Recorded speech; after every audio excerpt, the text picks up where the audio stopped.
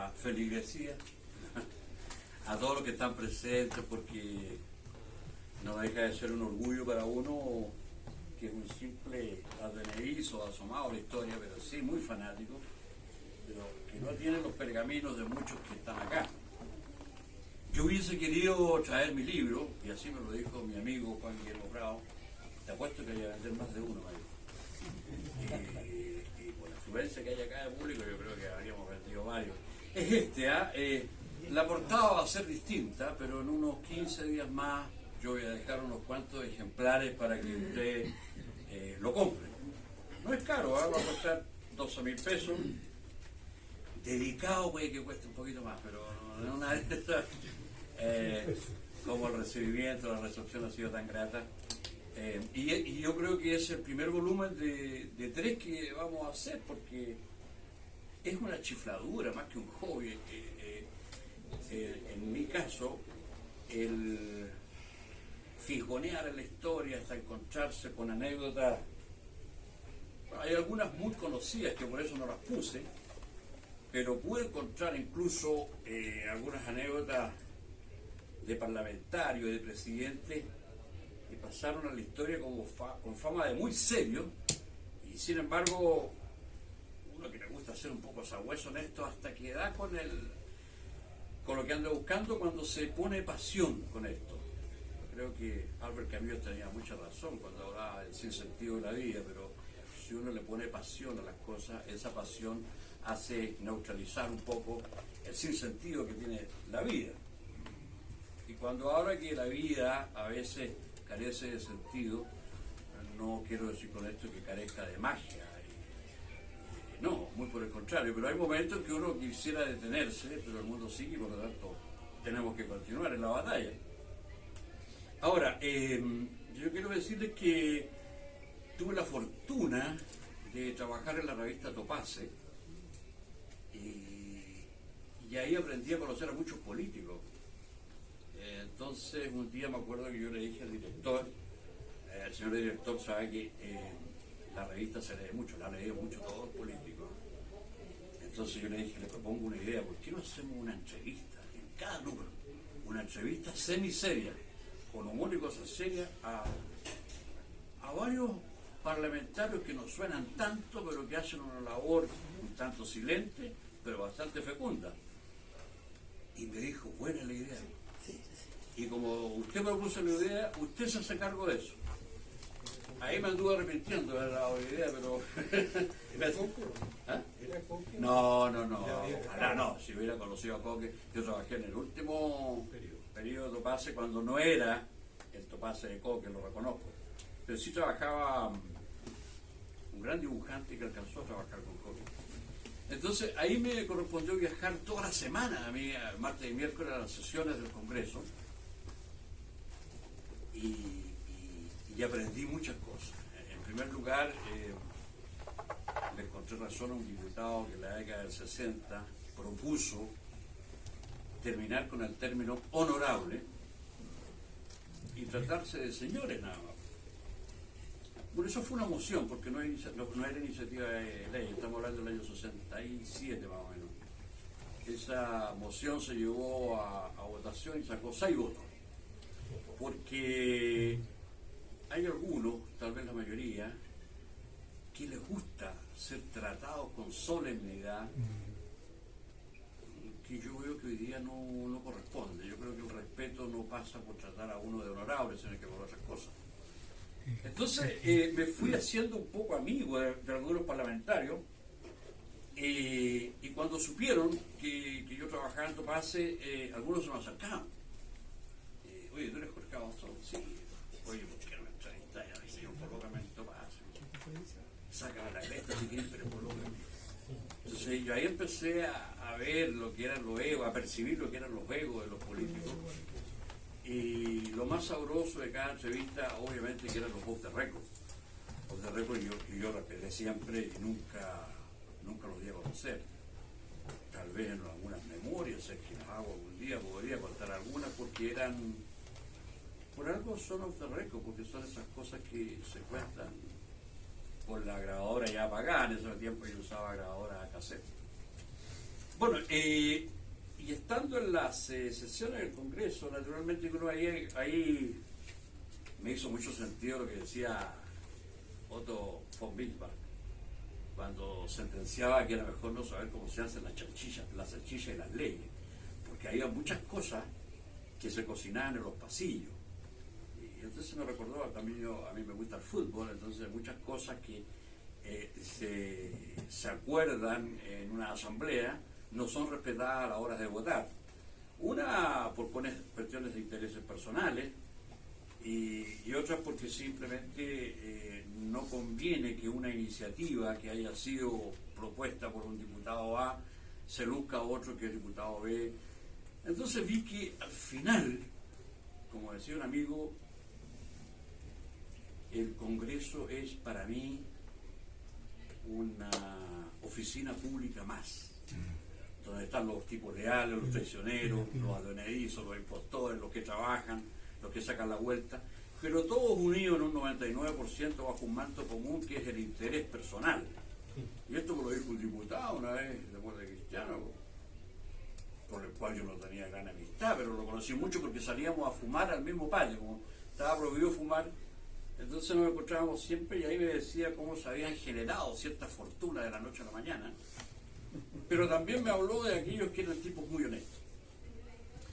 Ahora, de lo que aprendí ahí es, entre otras cosas, que muchos políticos, a ver, eso está vigente yo creo mucho hoy día, pero siempre ha sido así, ¿eh? Me di cuenta que cuando un político dice que va a hablar firme y claro, es fijo que no va a decir toda la verdad. Eso lo aprendí. Y lo otro es que hay muchos políticos que confunden las ideas con las opiniones. También lo aprendí ahí. Yo hoy día más que nunca, porque yo creo, y de eso concuerdo con varios políticos, que tenemos el Congreso tal vez más pobre, ni siquiera hablo desde el punto de vista intelectual, desde el punto de vista académico. Entonces, nos hemos encontrado con declaraciones, y aquí no hablo solamente contra la izquierda o contra la derecha, sino que aquí cabe todo, porque viendo el comportamiento, persiguiendo el comportamiento del Congreso, yo creo que la ignorancia tiene mucho futuro en el Congreso. Y la verdad es que hoy la situación está para que esta cuestión sea terreno muy fértil, muy fecundo para los oportunistas, para los demagogos. Y yo espero que esto pueda cambiar. No tengo indicio de cómo pueda cambiar, pero sí espero que cambie para no pasar por derrotista. Bueno, hablando ahora de políticos que han marcado y han dejado huella en la historia política de este país, y yo quiero referirme a uno que no voy a dar el nombre porque soy amigo del hijo de él. Fue un político radical allá en la década del 40, que llegó a la Cámara de Diputados tras mucho esfuerzo, mucho trabajo, porque no era de grandes recursos, lo cual en aquella época no dejaba de ser una destreza. Bueno, este tipo ejerció todo tipo de oficio como buen radical, fue sepulturero, estafeta, carnicero y hasta tuvo un pequeño circo. No es el único, hay varios que han trabajado en un circo, pero no lo dicen. Yo no sé por qué cuando la gente habla de que hoy esa cuestión es un circo, pero igual ellos tratan de, no sé, refrenar, de esconder esa parte de su vida. Bueno, este tipo antes de llegar fue diputado por Valparaíso. Tenía, como les digo, un circo. Y yo una vez que le estaba yendo mal en un fin de semana en Valparaíso, en Playa Ancha, puso un letrero bien novedoso que decía: hoy gran función gran. Los niños no pagan, pero tampoco entran. Y con esa talla se hizo muy popular, porque la prensa de la época lo agarró, claro, para el pistoleo, se prestó para muchas pullas. El hecho que llegó al esto y se le recuerda porque fue el único que se sentía orgulloso en la asamblea de haber tenido un circo. Yo conocí otros 2 o 3, pero nunca lo mencionan, como que omiten esa parte de su biografía oficial. De los relativamente conocidos, quisiera nombrar la figura de Luis Izquierdo Freire. Lucho Izquierdo Freire, muchos de ustedes lo conocerán, fue diputado por el EU. Era de un humor muy distinto al don Ramón Barros Luco, ¿se acuerdan? Ramón Barros Luco pasó a la historia también por un tipo muy chancero, pero era un humor casi almibarado, un humor inocente.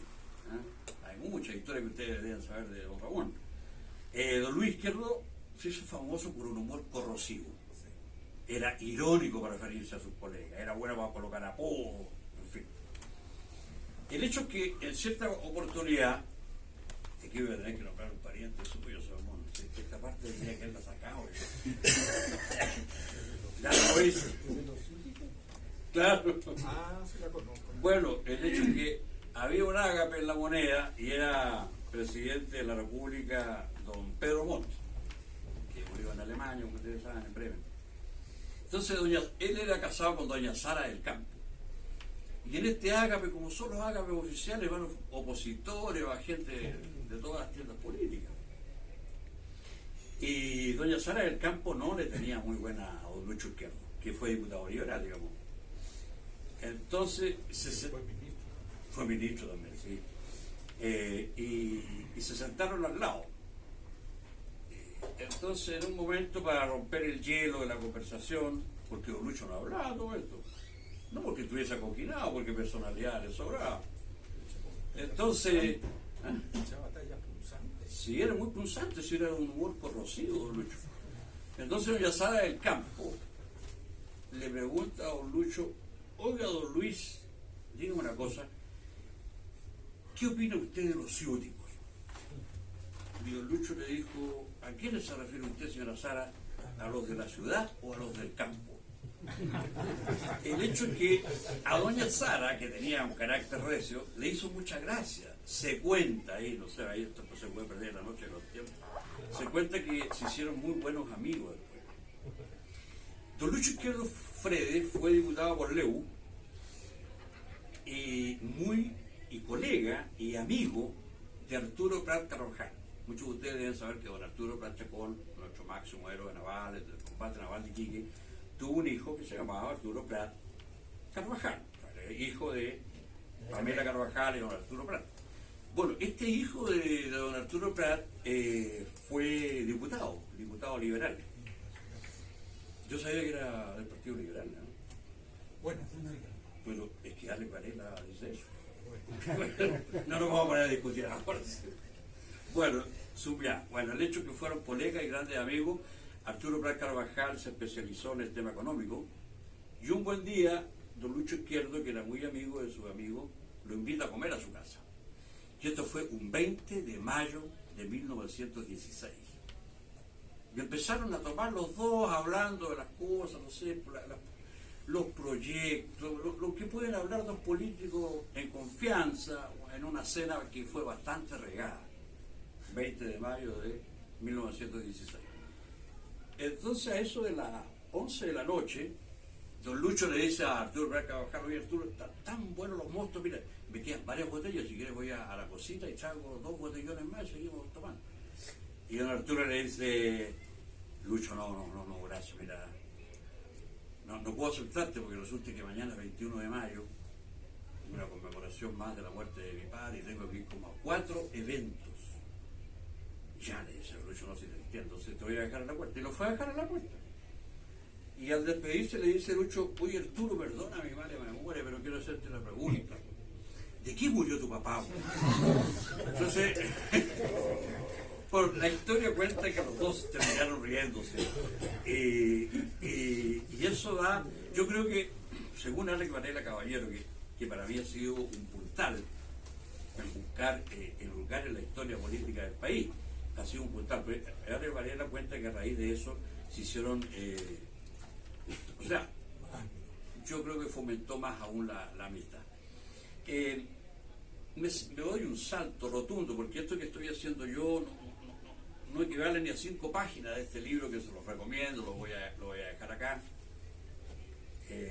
Va a tener 2 prólogos, una de una psiquiatra muy controvertida, que es María Luisa Cordero, que ustedes la deben conocer, Pero yo le agregué otro prólogo para poder equilibrar la situación. Mi amigo Juan Carlos Palta Meléndez, que ahora está radicado en España y que creo que después de Manolo González ha sido el único que ha hecho humor político en Viña del Mar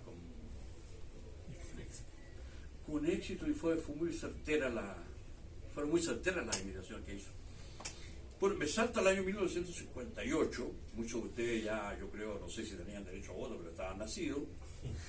Como ustedes saben, la elección de 1958 tuvo 5 candidatos. Pudieron ser 6, pero Abdón Parra, ¿se acuerda que el general Parra abdicó a último minuto y quedaron 5 candidatos? Y los voy a nombrar por orden de llegada. El primero, y por lo tanto ganador, fue Jorge Alessandri Rodríguez, que le ganó por 33.000 votos aproximadamente a Salvador Allende, que arrebató en segundo lugar.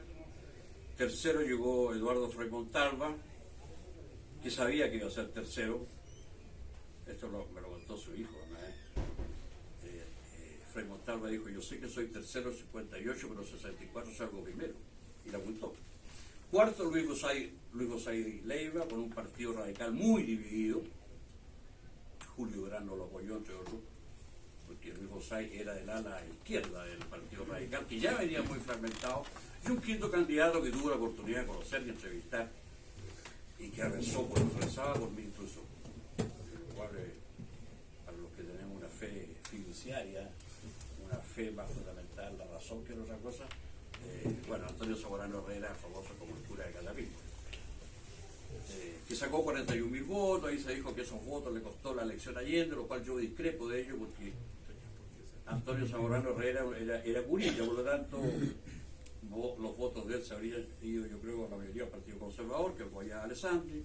Y también hay que consignar un hecho que se cita muy poco en la historia, que Antonio Zamorano Herrera fue primera mayoría en la ciudad de Talca. Y yo nací en Talca, así que esa historia me la contaba mi papá, me la contaba mi mamá, la supe desde cabro. Bueno, pero esa es otra historia. El hecho es que en el año 1958, Salvador Allende, en su segunda tentativa por llegar a la presidencia de la República, tuvo mucha juventud, lo que le faltaba al candidato de la derecha, que era Alessandri. Por eso yo creo que la elección fue muy estrecha. Entonces se ofreció un joven cineasta de la época. Los cineastas en su mayoría son de izquierda, y yo no voy a entrar a analizar aquí por qué. El hecho es que este joven se acercó a Osvaldo Pucho. Osvaldo Pucho era el secretario privado de Allende durante 25 años. Entonces dijo que quería colaborar con la campaña de Salvador Allende. Y Osvaldo Pucho le dijo: bueno, ¿de qué manera quieres cooperar? Yo estuve en Europa, dijo este joven, cuyo nombre no me acuerdo, y traje una cámara de 16 milímetros. Yo las conocía, y varios de ustedes aquí tienen que haber conocido las cámaras de 16 milímetros, que solamente filmaban, no había sonido, no tenían audio. Entonces, Osvaldo Pucho habló con Salvador Allende, y Allende aceptó, claro, bienvenido, una manera más de hacer potenciar la campaña. El hecho es que se fueron a las afueras de Santiago, específicamente a Curacaví. Entonces, ¿cuál era la idea? Que Salvador Allende improvisaron un estado. De hecho, Osvaldo Pucho cuenta que se subió arriba de 2 cajones de manzana. Entonces Allende preguntó: ¿qué tengo que decir? El joven le dijo: cualquier cosa. Diga lo que usted quiera, porque después nosotros vamos a colocar el sonido de un discurso serio, formal suyo, y esto se va a ver en todos los cines del país, desde Arica a Puerto Montt. No sé si en ese tiempo Punta Arenas estaría con cine. Esa es la realidad. Allende hablaba cualquier cosa y después le incorporaban el sonido de un discurso serio de Salvador Allende. Bueno, y Allende se sube arriba de 2 cajones de manzana, en un estrado absolutamente improvisado, y dice más o menos lo siguiente: bueno, aquí estoy, dijo, parado frente a un grupo de haraganes. Entre paréntesis, Carlos, Osvaldo Pucho andaba con sus 2 hijos, uno se llamaba Osvaldo, que fue el que me contó la anécdota, y el otro Carlos. Tengo que estar hablando como hueón, dijo exactamente así Allende. Y los únicos que tienen conciencia de clase y conciencia popular son estos 2 niños. El resto no valen nada. Bueno, se hizo lo que se que hacer, se le incorporó después un discurso oficial de Salvador Allende, y esto se, bueno, yo me acuerdo de esos rotativos triples que habían en provincia, siempre esto salía en el noticiario de Merco y después había una sinopsis, y esto se pasó en todos los cines de Chile, efectivamente, el discurso de Allende hablando a la gente, cosa que había hecho este muchacho que creía en la campaña. El hecho no pasó inadvertido y causó mucho estupor, porque a las 2 semanas llegó una carta al comando del FRAP, Frente de Acción Popular se llamaba ese, no era Unidad Popular todavía, estamos hablando del año 58. Y la carta decía así: señor Salvador Allende, señores del Comando Electoral del FRAP, debo decirle que estoy muy molesta porque una persona que tiene un vocabulario tan soez pretenda llegar a ser presidente. Hemos quedado espantados al ver la película del señor Allende. No nos imaginamos nunca que una persona que es senador, que es médico, un hombre de buena familia, pueda tener un vocabulario de carretonero y que se exprese de esos colaboradores más cercanos de una forma tan indecente. Bueno, la carta iba firmada por una profesora de un colegio de sordomudos, y como ustedes saben, la profesora de colegio de sordomudos lee muy bien los labios. Entonces dice que después Allende tapizó a Garabato, al secretario privado señor Pucho, pero finalmente se rió con él porque sabía que no lo había hecho de mal talante, de mala gana. No sé si queda tiempo para decir algo de la segunda administración de don Carlos Ibáñez del Campo. ¿Sí? Bueno, don Carlos Ibáñez del Campo, a mí siempre me ha llamado la atención cómo dos políticos tan disímiles pueden haber llenado el siglo XX de la política chilena. Porque Arturo Alessandri Palma, y esto me lo dijo Alberto Jerez, que fue el amigo de mayor edad que yo tuve. Y digo tuve porque hoy día ya está de avanzada y no se le puede ir a ver porque no reconoce ni siquiera a sus familiares más próximos. Está en Ormué, en la casa de su hermano Sergio. Pero yo con don Alberto Jerez fuimos amigos, tuvimos largas y regadas conversaciones hasta las 3, 4 de la mañana. Varias veces me quedé a alojar incluso en su casa porque me estimaba mucho. Era un tipo agradable. No es esto una cuota de variedad de mi parte, sino que así como hay uno le cae mal a mucha gente, le cae bien a otras tanto. Entonces me comentaba muchas anécdotas. Y según él, la historia de Chile ha producido dos genios en la política, que son Arturo Alessandri Palma y Eduardo Buscoque. Y curiosamente Eduardo Buscoque fue ministro de Salubridad de Arturo Alessandri Palma.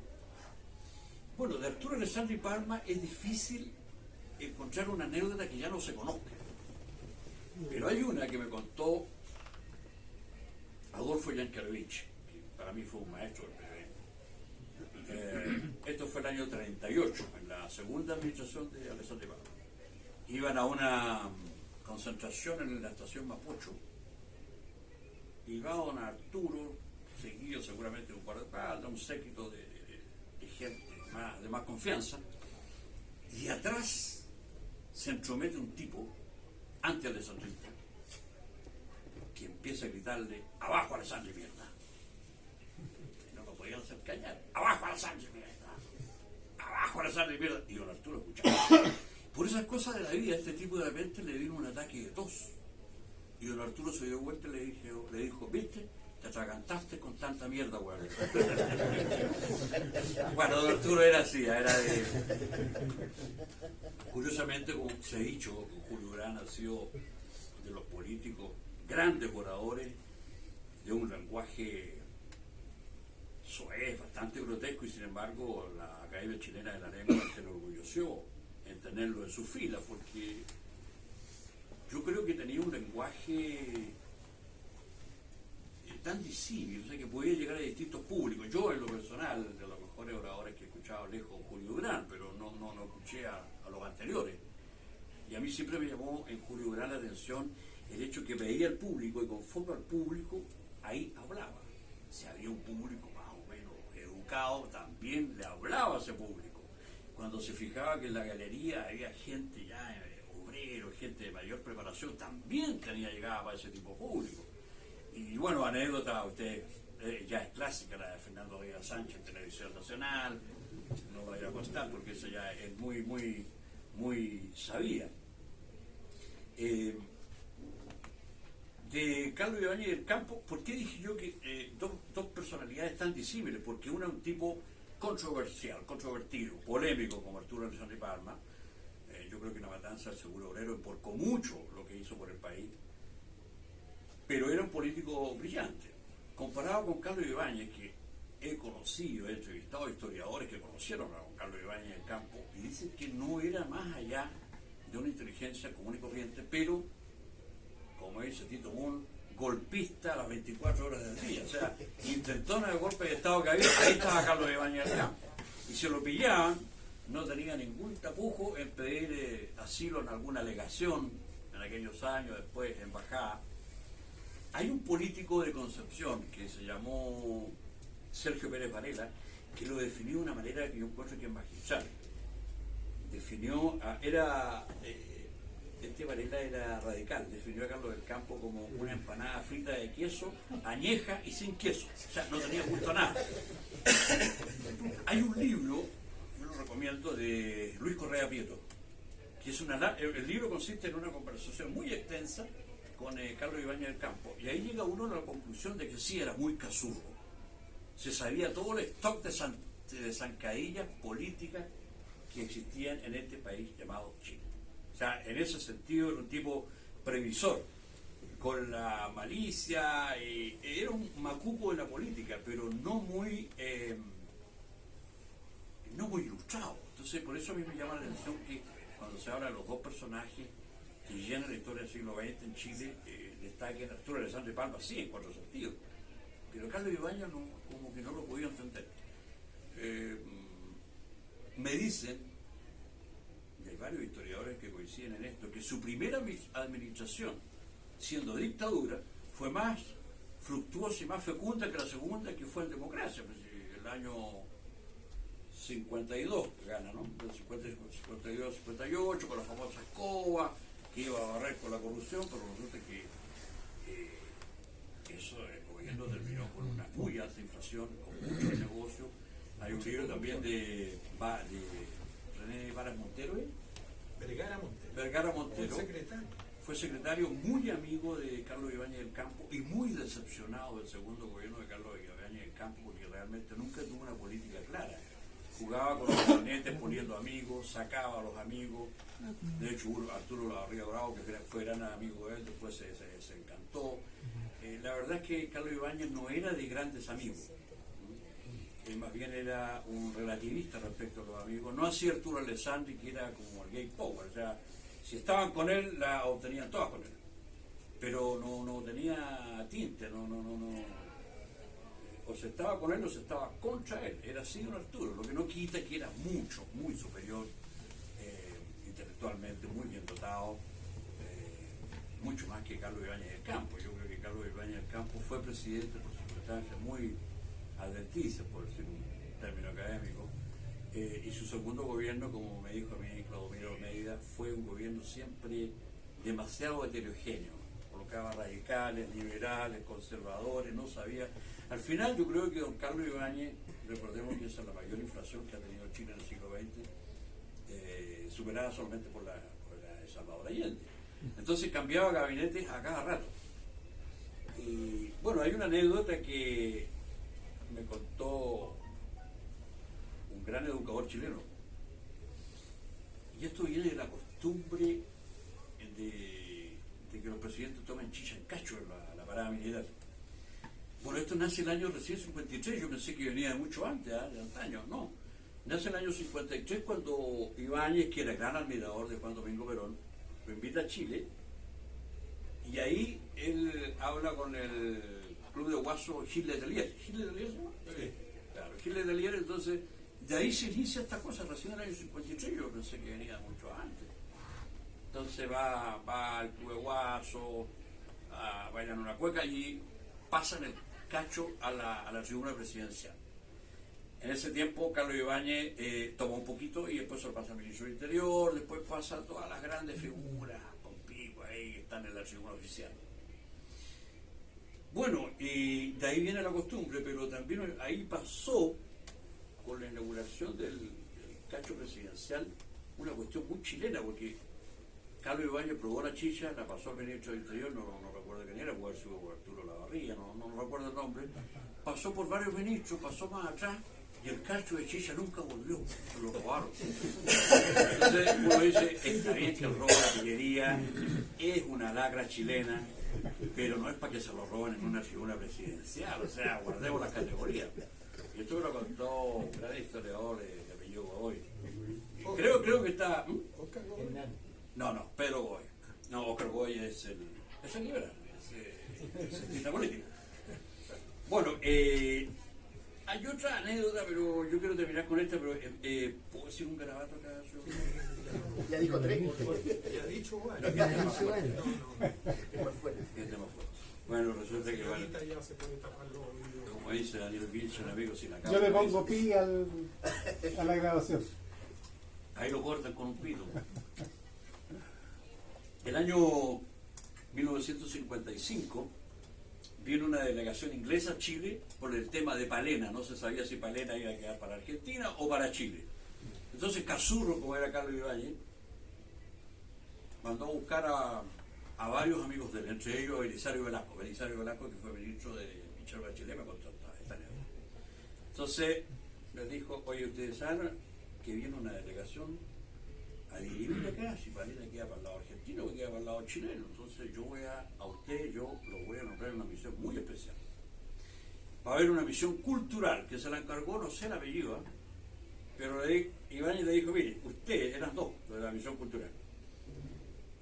Ustedes saben que en Palena abundan los árboles con banderines del Boca Juniors y del River Plate. Ustedes van y los van a sacar todos y van a colocar banderines del Magallanes, que en ese tiempo era un gran club, de Colo Colo y de la Universidad de Chile, cosa que cuando venga la delegación inglesa, capta que hay presencia chilena, que Palena más bien chileno que argentino.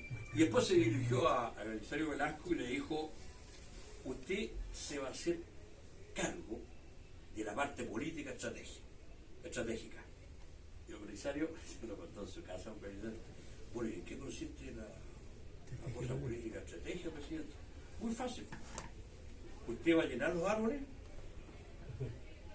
y coloque eslogan de candidaturas pasadas. Vote por Aguirre Cerda, vote por Ro, vote por Mate. Y también en un árbol, para que la cosa sea más chilena, coloque vote por el Pico, porque ahí todos se van a dar cuenta que es chilena. Esa fue una elección que dio Carlos Ibáñez y que Belisario Velasco me dijo que la cumplió. Con varios árboles que le pusieron, lo que ya dije, que no lo quiero reiterar. ¿Cómo estamos con el tiempo? Estamos como el... Como el Loli. No, yo creo que pasaron 30 minutos y también... Claro. Bueno, el libro se llama Humor y Política, como les dije. Esta no va a ser la portada, yo lo traje porque estas son... yo mandé a hacer 12 ediciones para ver los errores que tenía. Hay algunos errores, pero va a tener 273 páginas el libro. Es el primer tomo de 3 que pensamos hacer. Está esta anécdota y muchas otras que están solamente en el libro. Creo que el libro quedó bien logrado. Bueno, uno siempre tiene un sedazo en esto. Yo se lo pasé a una persona que siempre me dice la verdad, sin tapujos, porque cambia aquí, esto allá. Entonces yo se le mandé el primer ejemplar, que tenía 600 páginas, tenía mucho. En Chile está comprobado que un libro de 200 páginas tiende a ahuyentar al lector. Entonces se nos pasó la mano, pero como tiene hartos monitos, tiene caricaturas, tiene una anécdota de Perro que la Cerda, de Juan Antonio Ríos, tiene muchas cosas. Y de Pablo Ramírez, que a mí me ha parecido, y en eso concuerdo con Hernán Millas, que me hizo un honor con su amistad, ha sido el ministro, ¿cómo podríamos decir? Entre exaltado, muy inteligente, era homosexual, el primer ministro que se sabe que era fleto. Y fue de Ibáñez precisamente. Y de Carlos Ibáñez, Cuando era tan justamente. sobrio y tan Muy adulto. anti-alessandrista, aunque después Arturo Alessandri dijo si me lo hubiera nombrado, si hubieran dicho que era tan inteligente, yo lo habría nombrado en mi gabinete. Pero eso, ahí vienen anécdotas de él, porque yo nunca he visto un ministro que pueda decir las cosas que dijo siendo tan inteligente. Bueno, abogado, estuvo embajador, pero un tipo que se le aceptaban las cosas nada más que por su inteligencia, porque era bastante desatinado. Yo creo que es el ministro más controversial, no sé, en este gobierno, en el anterior, no he podido encontrar en ninguno que se diera el lujo de decir las cosas que dijo. Entre paréntesis, yo creo que Carlos Ibáñez fue el primero que habló de reforma agraria en Chile, hasta donde yo he escrutado la situación. Y Pablo Ramírez era el primero. Era el gran entusiasta. Por ahí lo digo yo, está, no sé en qué página, pero Carlos Ibáñez dijo, no es el momento de llevar a cabo una reforma agraria porque hoy día el conservatismo, los liberales son muy fuertes, se los van a venir encima. Y Pablo Ramírez le dijo, pero mire, general, si esto es muy fácil. Usted mata a unos 100 y la India, puta, se va a dejar de huella. Lo dijo así mismo. Y Ibáñez no lo podía creer, pero no lo llevó a cabo, porque Pablo Ramírez era de ese tipo de ideas y extraña mucho en él porque era un tipo muy educado y era muy inteligente. Y es muy caprichoso también, hizo muchas cosas, dicen que nunca profitó de la política, no se fue con más plata, pero la piscina, la Universidad de Chile, claro, la piscina, bueno, esa es otra historia que usted la puede contar, en la piscina al final quedó para él, prácticamente. Claro, hizo algún uso y abuso de la radio, del privilegio de los políticos, pero yo lo encontraba muy honesto. Claro, por eso le digo, muy honesto, y sin embargo se permitía cierta granjería propia de la política. Bueno, llego hasta aquí nomás porque si no me alargo mucho. Así que muchas gracias, señor Mon, muchas gracias, amigo mío, Eugenio, y muchas gracias.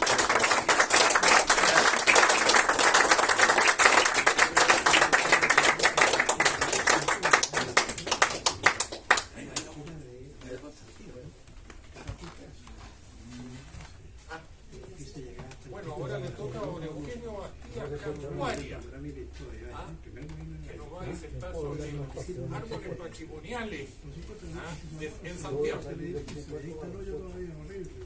¿Dónde está? Ahora soy invisible. Me llevaron el micrófono, pero mientras voy a aprovechar permiso de la mesa. Vamos a abrir este otro círculo.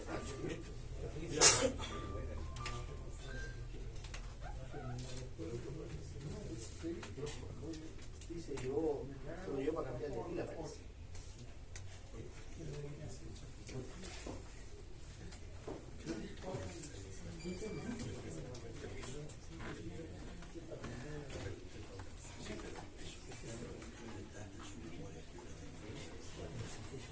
Claro.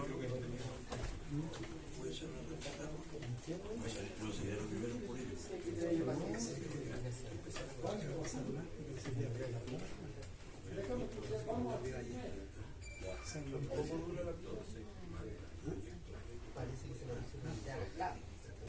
No que ya duraba eso nomás.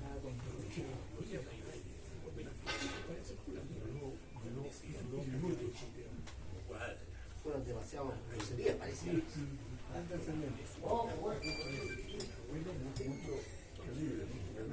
Por eso Calígula se agotó la batería rápidamente.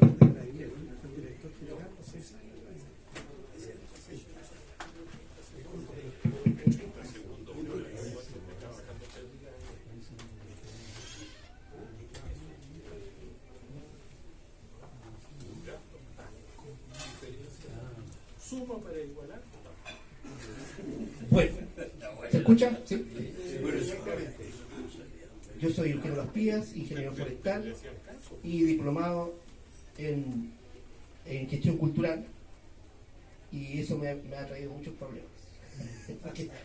Voy a postular de ingeniero forestal, pero dice, usted es diplomado en gestión cultural, ¿qué está haciendo aquí? Después voy a postular una pega cultural y dice, pero usted es ingeniero forestal, ¿qué está haciendo aquí? Entonces, siempre hay una división en esta sociedad chilena nuestra, donde se concibe a veces la dualidad de cosas, ¿no? Que uno hay. nunca he logrado, en mi vasta trayectoria aquí en esta casa, nunca he logrado que se ponga derecho esta vez, pero tiene que ser así mismo. Bueno, vamos a ver. Sí, adelante, sí. Vamos a ver. Ya.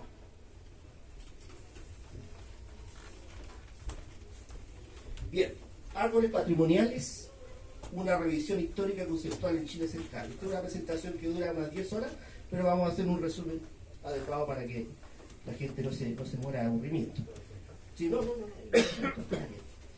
Bien. Esta parte está basada en un libro muy interesante que fue editado en Chile hace poco, que revisa lo siguiente.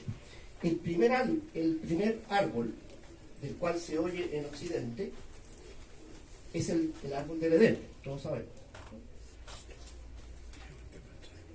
Aquel del fruto prohibido, del que comen Eva y Adán, provocando su caída.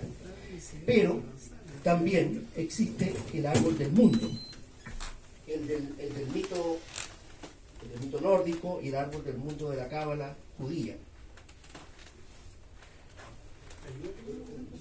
Bueno, sí, está el origen del árbol de Navidad también, que a pesar de lo que se cree generalmente tiene su origen más atrás del nacimiento del cristianismo.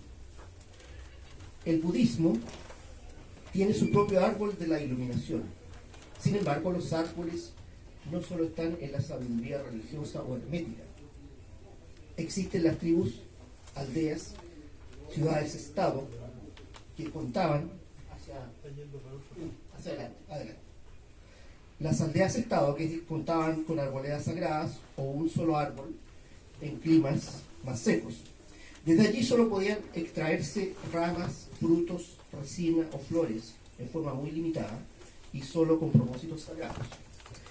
Se cree que las arboledas sagradas eran de uso exclusivo de druidas en pueblos célticos y se encuentran las mismas prácticas en antiguas culturas de Europa y Asia y en muchos pueblos originarios del mundo. El sentido sagrado de los árboles se ha perdido en la mayoría de los ámbitos culturales, pero la humanidad debió comenzar su búsqueda espiritual bajo la sombra de los árboles. Por millones de años, ellos nos han entregado sombra, alimento, inspiración, agua, protección del suelo fértil, madera. Y parece ser lo único que importa hoy día. Los árboles han sido puertas a otros estados de conciencia que se alcanzan por medio de la oración y la contemplación. Estas visiones de los árboles surgieron mucho antes de la invención de las religiones y previamente a que la formación de las identidades culturales tomaran forma. El árbol del mundo o árbol cósmico se constituyó a partir del comienzo absoluto u ombligo del mundo, según la Cábala, con su despliegue en una línea vertical, el eje del mundo, y luego se expandió en forma horizontal. Desde y a partir de la primera semilla es como sigue siendo la manera en que los árboles crecen hoy. Se envía la raíz hacia las profundidades y el brote apical crece en dirección opuesta hacia el cielo. Y luego de buscar el sol, la planta o árbol se orienta en todas direcciones. El árbol cósmico contiene todo lo visible e invisible del universo, visto como entidad orgánica interrelacionada, como red de la vida, a los niveles más terrenales con los reinos sagrados, y une tres mundos: el subterráneo, donde crecen los árboles a través de sus raíces; los reinos superiores, donde moran los reinos divinos; y junto a la Tierra Media, el mundo de los seres humanos.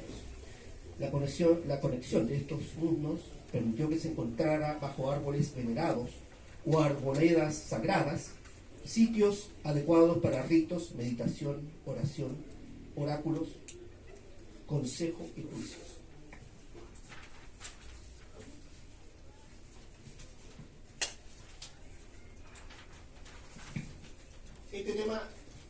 Este tema involucra dos cosas, generalmente. Dos temas fundamentales: patrimonio natural, patrimonio cultural. Pero ambos conceptos, ambas frases están unidas por el patrimonio. ¿Y qué es el patrimonio?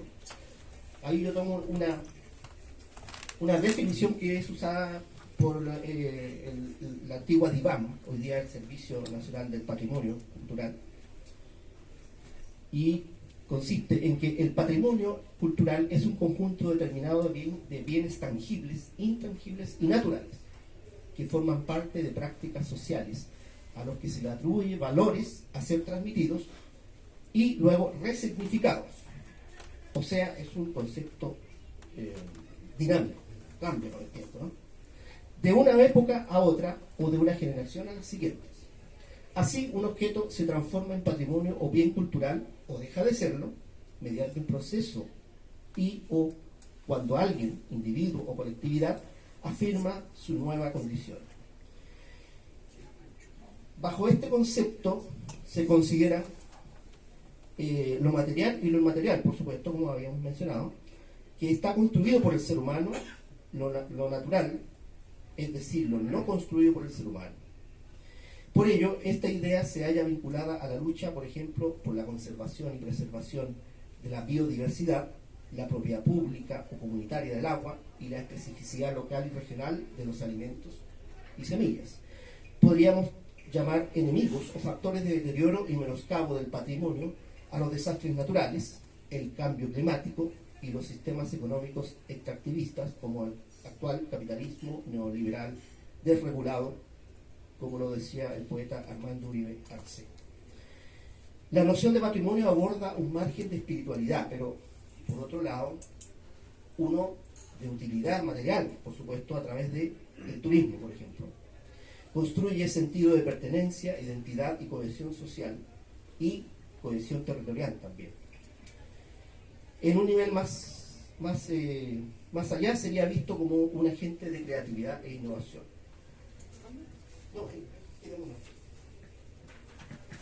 Un ejemplo de tratamiento de los árboles patrimoniales lo tomamos en realidad lo tomé de un video que dice ahí: árboles de Buenos Aires y mucho más en Maravillas Porteñas, canal de la ciudad. Hago notar eso, canal de la ciudad. ¿Cuándo vamos a tener un canal de la ciudad de Santiago? Esa es la pregunta que una vez le hice a en el momento en que yo di una conferencia parecida a esta, se estaba postulando el señor Orrego a gobernador de la región. Y yo le pregunto a él: ¿cuándo vamos a tener canal de la ciudad? Bueno, ahí los bonaerenses tienen un sistema bastante eficiente, bastante bien hecho, bien armado, en el sentido de tener un servicio especializado en el registro y el cuidado de los árboles, que ellos llaman árboles históricos y notables de Buenos Aires. Entonces ellos tienen todas estas dos categorías: una, árboles históricos, y se consideran así por la antigüedad, que es la característica más cercana, que pueden identificar como árbol importante por la edad, o bien los hijos de aquellos árboles antiguos, que pueden obtenerse a través de semillas o a través de esquejes o patillas o pequeñas ramas que se pueden reproducir en otro lugar. La otra categoría son los árboles notables, que son, por el gran tamaño, se les llama monumentales, por características etnobotánicas, es decir, que la especie es considerada importante desde el punto de vista cultural por un pueblo originario, es decir, es una tradición antigua, precolombina incluso, y que le adjudica a esa especie una importancia cultural para ese pueblo, ¿no? También por la belleza, también están vinculadas a personalidades destacadas. Por ejemplo, puedo citar en Chile una situación que yo conocí en la plaza de... ¿cómo se llama se me olvida el pueblo. Putaendo. ¿Ya? En Putaendo existe un pimiento que debe tener más de 200 años. Y hasta el día de hoy existe la tradición de que ahí San Martín a la llegada del ejército libertador, él amarró su caballo en ese mismo, supuestamente ese mismo pimiento que está ahí en la plaza de Armas. Y entiendo que hoy día hasta hicieron un caballo de tamaño natural ahí al lado del árbol para resignificar ese hecho importante. Siguiente.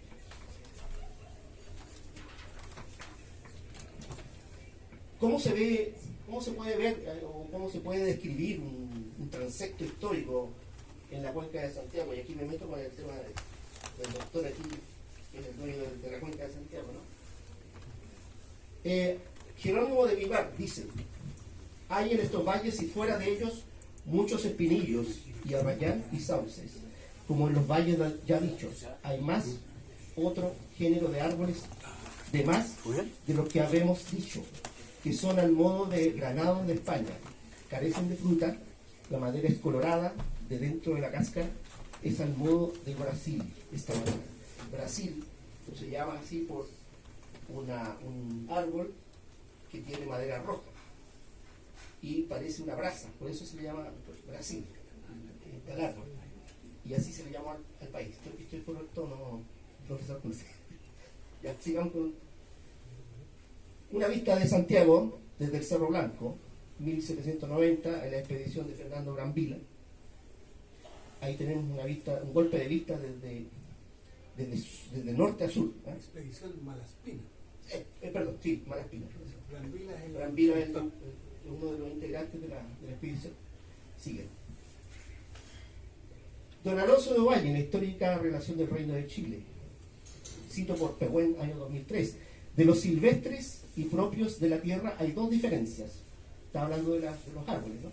Unos son frutales y otros no. De los primeros, hay un error ahí, hallo solamente 3 especies de los que se hallan en Europa, que son los avellanos, los pinos y los algarrobos. De los que no son frutales, nacen allá los laureles, los robles, los sauces y los cipreses, aunque son estos mucho mayores y en más abundancia. Ovalle adicionalmente nombra el alerce, la patagua y el guayacán o palo santo, que es antisifilítico y sirve para hacer bolas de truco. No sé si están enterados de lo que es el truco. Es una forma de billar, ¿no? Sin los hoyos, no sé cómo decirlo de otra manera. Era solamente para jugar así como bochas, sí. Otros árboles, dice Alonso Valle, hay también frutíferos de los silvestres que nacen en los campos y se llaman peugu. En este caso, peugu en la forma en mapudungún, ¿no? Otros árboles se llaman maques, el maqui, y son muy hermosos y frescos y sirven sus hojas contra quemaduras y otros accidentes que nacen de calor, quemaduras, ¿no? Siguiente. Vista de Santiago a comienzo del siglo XVIII, Biblioteca Nacional de España. Esto es desde el Cerro de Santa Lucía.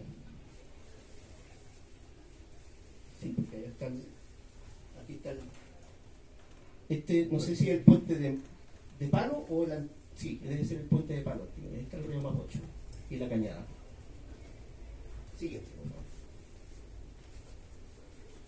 Don Edward Pepi, médico alemán que visitó Chile en 1826 hasta el 29, dice: desde la cumbre de la cuesta de Loprado, por ahí está el dueño de la cuesta de Loprado, el autor ve que los campos están divididos por álamos italianos, álamos de la Lombardía, Populus dilatata, en potreros casi iguales. Esta cita la pongo ahí porque nosotros todos conocemos las alamedas, porque estaban circundadas por árboles que son los álamos negros, o Populus nigra, digamos.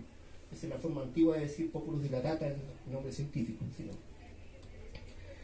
Y ahí en la salida de la capital, en algún punto me imagino yo, del camino de Ambrosio Higgins, a mitad del siglo XVIII, o sea, por lo que posteriormente fue el camino de O'Higgins, que en ese momento todavía era solo una huella, mirando hacia el poniente ahí. Y ahí está la típica estructura de los Populus dilatata, o sea, o los Populus nigra, los álamos negros. Sigamos. Don Ignacio Domenco, en sus viajes, mis viajes, dice, un poco más allá de Colina, está refiriéndose a eso, un hermoso bosquecillo de aromos, acacias y viejos algarrobos, y 4 millas más adelante asoman las torres de la capital de Chile, entre las numerosas alamedas que cruzan la región afuera de las vertientes montañosas, digamos.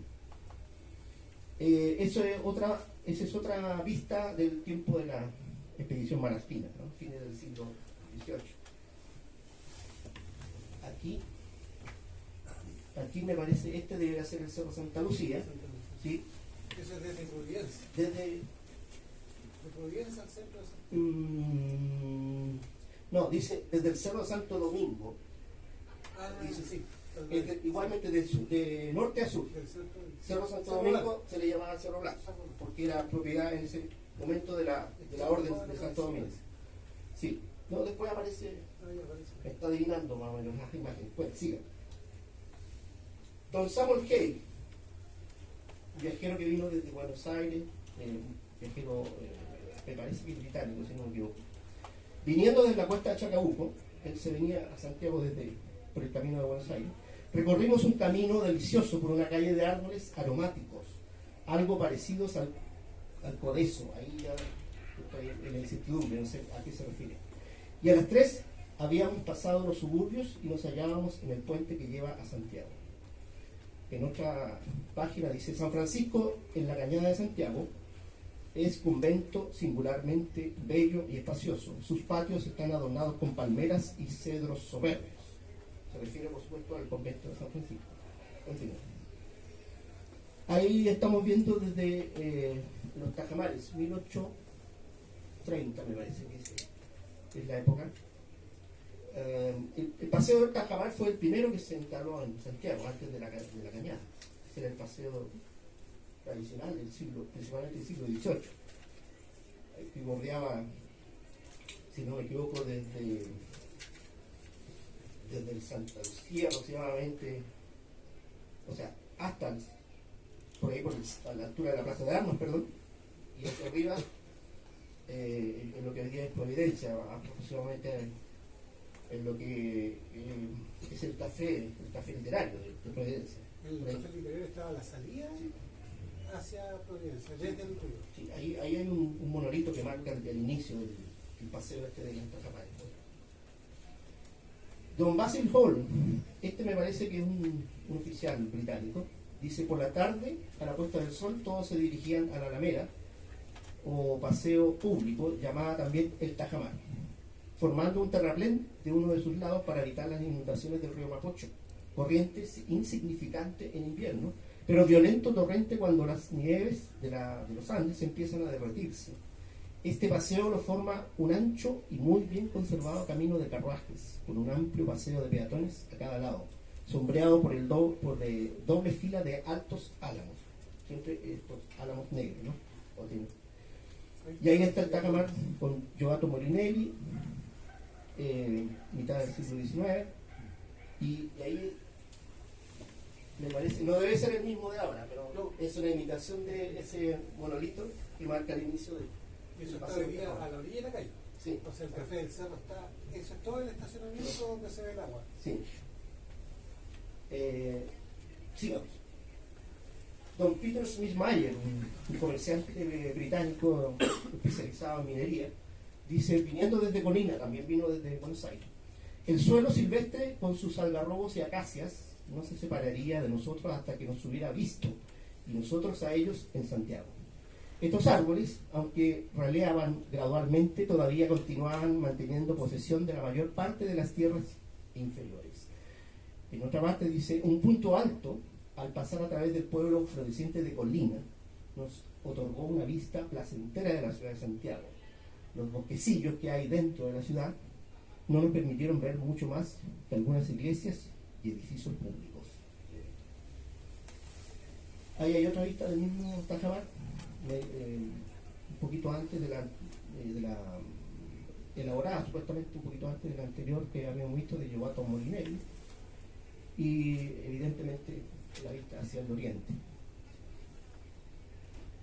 Darwin, que nos da bastantes detalles sobre las especies y muy autorizado en lo que dice, en ollas son las cuencas, en ollas tales como esta de Colina, situadas de 1000 a 2000 pies sobre el nivel del mar, crecen en gran número 12 especies de acacias de forma achaparrada, o sea, de pino, pero están muy espaciadas unas de otras. Atravesamos una pequeña cadena de colinas que separan Guitrón, probablemente Colina, de la gran llanura en que se encuentra Santiago. Desde lo alto de esta cadena la vista es admirable. Una llanura perfectamente plana, cubierta en parte por bosques de acacias. A lo lejos, la ciudad adosándose a la base de los Andes. Ahí está vista desde Providencia. Ese se marca ahí en la información adicional que tengo, es desde del terreno del Conde de Quinta Alegre. O sea, cerca del Seminario, Conde, por ahí. Donde está ese semicírculo en Plaza Italia. Sí. O sea, ahí podríamos pensar que ahí está el Cerro Santa Lucía, podría ser, y este podría ser el San Cristóbal, ¿no? O sea, vista de sureste a noroeste. Continúo. Ya, vamos a hacer un poquito para que no me eche. Ahí, eso. Bueno, un punto importante a tratar aquí tiene que ver con la expedición de Gillis, ¿sí? Él, o sea, junto con su equipo, en este caso Edmund Rowell Smith, el dibujante que acompañaba la expedición. Esta expedición tenía el objetivo de instalar un observatorio astronómico que después fue adquirido por el gobierno de don Manuel Montt. No el suyo, ¿no? Pariente suyo. Y uno de los productos de esa expedición es una vista panorámica, y se ve extraña ahí porque en realidad cubre 360 grados desde la cumbre del cerro. Y bueno, traté de comprimirla lo más posible, pero este debería ser el Cerro San Cristóbal, y parte prácticamente desde el oriente hasta casi cerrar el círculo de 360 grados de la visión de Santiago, y en primer plano se ven las rocas del Cerro Santa Lucía. Y de ese mismo panorama yo destaco una palmera que está ahí. Este es el puente de Palo, este es el puente Calicanto, ya existiendo, 1855, 54 debe ser esto. Y destaco esa palmera porque esto debería ser más o menos aproximadamente la calle de Santo Domingo, o la actual Esmeralda. Y esa palmera siempre la he mirado con especial interés porque el mismo Jerónimo de Vivar, en algún texto por ahí, en alguna parte de su libro, habla de que don Pedro de Valdivia pasó a caballo por ese sector y observó una palmera muy antigua que había. Y habla a la orilla del río Mapocho, más encima, lo fija Jerónimo de Vivar. Por eso esa palmera me parece muy, muy, muy interesante. Ya, vamos a avancemos para que ya se está ahí, ya, esa vista del famoso pintor Rugendas, 1842, desde el Cerro Santa Lucía hacia el poniente, ¿sí? Hacia el poniente, y se destacan las torres de las iglesias. Me acuerdo ahí de Oscar Castro cuando dice lejos Rancagua y sus torres. Ya que me preguntaba ¿a qué torre se refiere? Estamos hablando de 1910 más o menos aproximadamente. Las torres de las iglesias, por supuesto, eran las únicas posibles en esa época. Sigue. Una vista del mismo Rugendas, llegando desde el poniente, ya habiendo bajado de la cuesta de Prado, y aquí se ven algunos probablemente que sean álamos. Esta es la ciudad de Santiago, ahí está supuestamente el cerro, el último espolón del Cerro San Cristóbal, y este habitualmente sería el camino de O'Higgins, de Ambrose O'Higgins. También dentro de la investigación que hice utilicé esta antología del crítico Anone, donde hay antecedentes bien interesantes sobre cómo se formó, cómo se estableció el día del árbol. A ver si lo encuentro aquí. Ya. Dice Alone, el domingo 24 de julio de 1904, hace ya 62 años, este libro del año 66, la edad de Neruda, dice Alone, futuro cantor de los árboles, se realizó la primera fiesta del árbol. La primera fiesta del árbol verificada en Chile, 24 de julio, muy decidor esa fecha, y que se había creado el año anterior, a propuesta del vicepresidente de la Sociedad de Instrucción Primaria, don José Alfonso. No tuvo, sin embargo, el honor de pronunciar su primer discurso. Este correspondió a uno de los directores, don Alberto Maquena Subercasó, el creador o reformulador del Cerro de San Cristóbal, más tarde intendente de Santiago.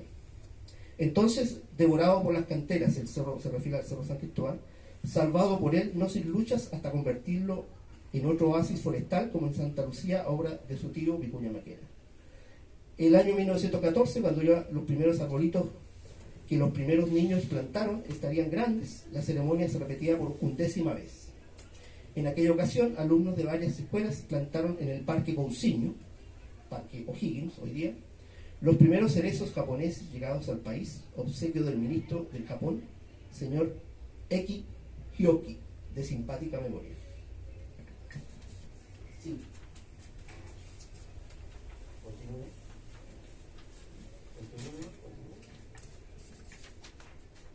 Ya. Bueno, ahí hay una visión muy tradicional, muy conocida, de los álamos negros de la Cañada, de la obra de Claudio Gay. Y para terminar, sigue. Continúa. Perdón, ese otro típico esquema también de desarrollo de las alamedas en Santiago. Continúe. Esa es una vista dibujada por María Graham en su visita en 1822-23 de El Salto.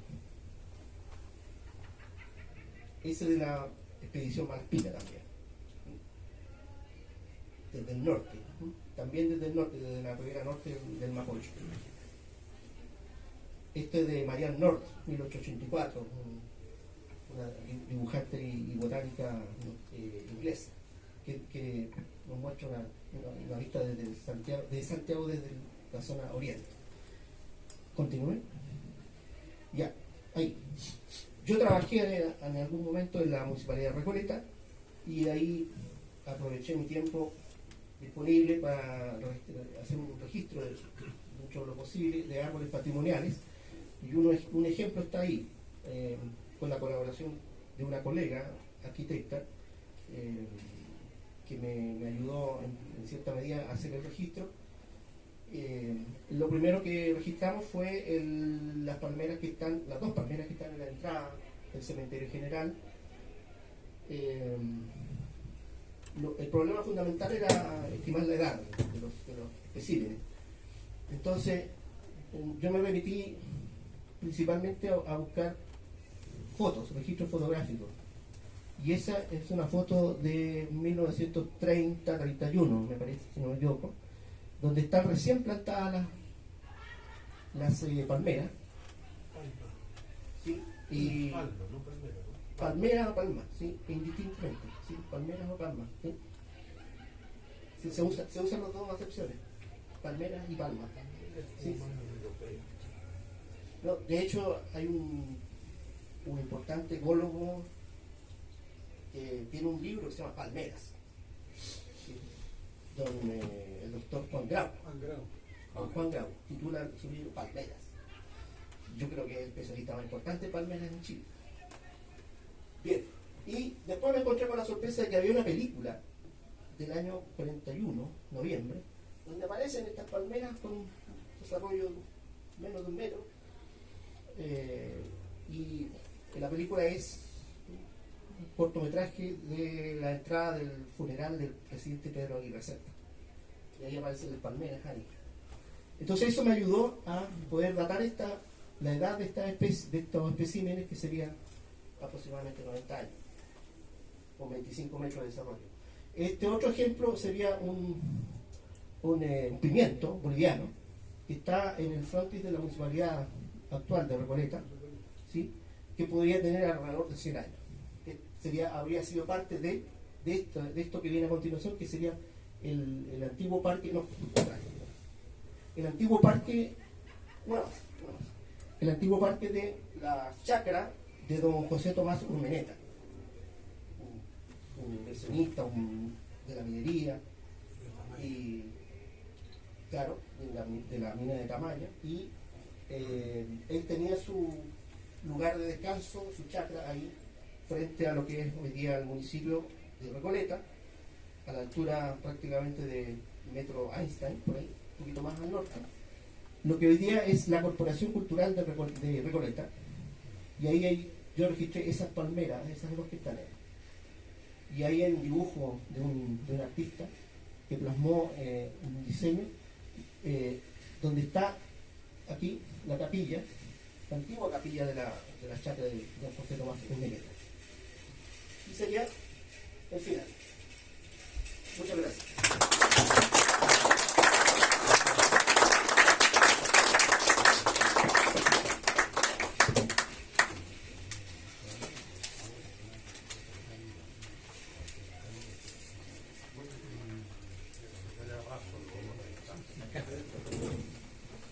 Por favor, le vamos a hacer entrega en la marquetita como miembro de la Sociedad Chilena de Historia y Geografía.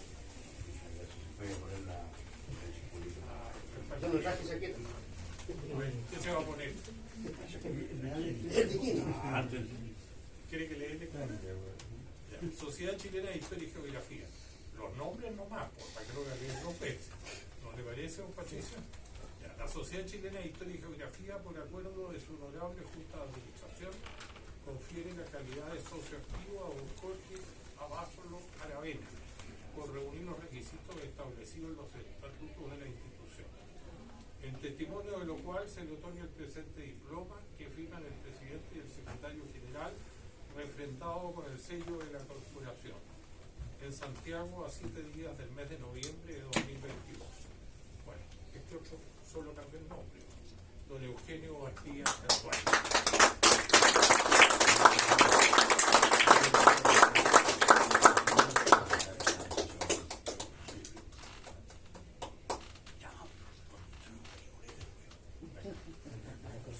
Ya, bien. Cumplido el objeto de la reunión, se levanta esta sesión. Hay un pequeño corte, ¿no? Sí, eso sí. Tenemos muchas. Usted tiene mucha...